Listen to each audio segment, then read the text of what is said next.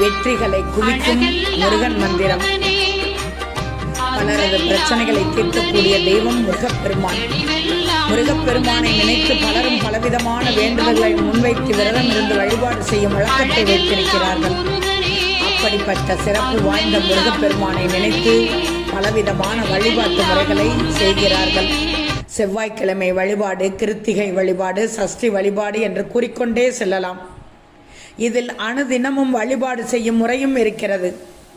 நமக்கு பிரச்சனைகள் வரும்போது வழிபாடு செய்து அந்த பிரச்சனையிலிருந்து விடுபடும் வழிமுறையும் இருக்கிறது. எப்படிப்பட்ட வழிமுறையாக இருந்தாலும் முருகனை முழு மனதோடு நம்பி வழிபாடு செய்தால் அந்த வழிபாட்டிற்குரிய பலனை நம்மால் நிச்சயம் பெற முடியும். அந்த வகையில் இன்றைய தினம் முருகனின் மந்திர வழிபாட்டை பற்றி தெரிந்து கொள்ளுங்கள். மந்திர வழிபாட்டை எப்போது வேண்டுமானாலும் செய்யலாம். ஏதாவது